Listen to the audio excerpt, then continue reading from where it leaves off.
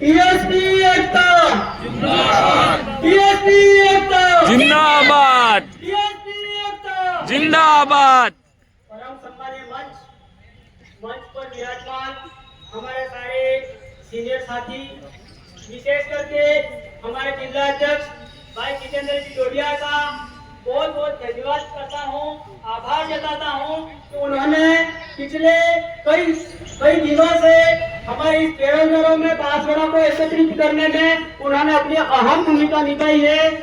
आप सबका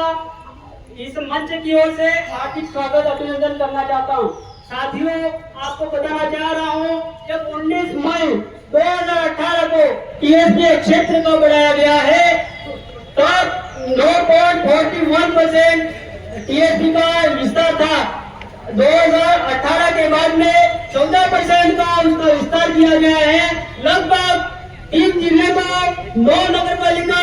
और लगभग 35 लाख जनसंख्या को जोड़ा गया है। साथियों, 2018 से पहले जो वर्गीकरण था वो उस विस्तार के आधार पर था, पर अभी वर्तमान में जो सरकारी भर्तियां निकल रही है वो अभी वर्तमान के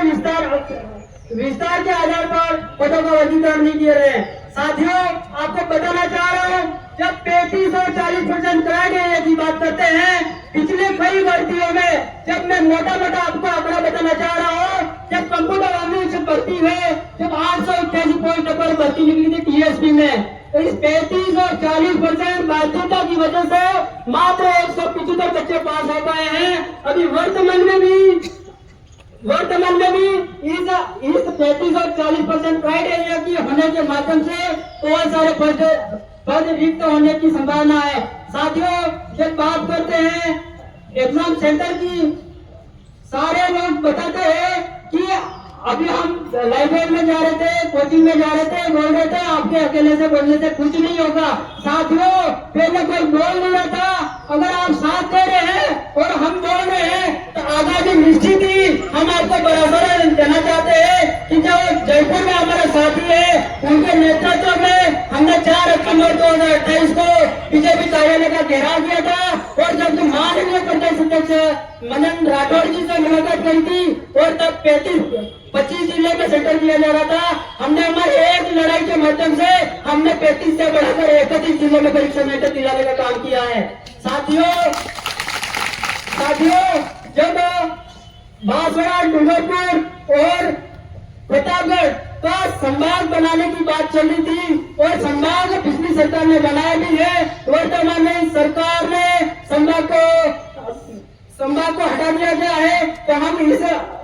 बेरोजगारी की आवाज में संभाग को भी बहाल कराने की मांग कर रहे हैं। साथियों, इस क्षेत्र में सबसे ज्यादा खेल सर्टिफिकेट लगाकर पिछले कई वैकेंसी में बहुत सारे युवा साथी नौकरी लग गए हैं। अभी वर्तमान में नौकरियां भी कर रहे हैं, पर हम सरकार से अगर आगे जयपुर में जाके हम ये भी अवगत कराएंगे, फर्जी खेल सर्टिफिकेट, फर्जी विकलांग सर्टिफिकेट बनाकर अभी जो वर्तमान में जो जॉब कर रहे हैं उनका सही से जांच कराकर कानून कार्रवाई की जाए। साथियों, इस तरह से टीएसपी और नॉन टीएसपी में जब पद बढ़ाने की बात कर रही है, परसों 4 दिन पहले जब सरकार ने विज्ञप्ति निकाली है, जब 401 पोस्ट पर सेकेंड ईयर की सामाजिक की पोस्ट आई है, टीएसपी में सरकार ने एक पद देना भी उचित नहीं समझा सामाजिक में, जबकि पद पिछले कई सालों से पिछली भर्तियों में भी सामाजिक में सिर्फ 4 पद दिए थे। अभी वर्तमान सरकार ने जब 401 पोस्ट नॉन टीएसपी में दी जाती है तो वर्तमान में 1 पोस्ट भी देने का उन्होंने काम नहीं किया। साथियों, हम सरकार से यह भी मांग करेंगे कि संस्कृत हो, हिंदी हो, सामाजिक में हो, सारे पद खाली है, वर्तमान में उनकी ड्यूटी से करके क्षेत्र के आधार पर हमें पद दिया जाए। साथी, आप जो लोग साथी आए हैं, आप सबका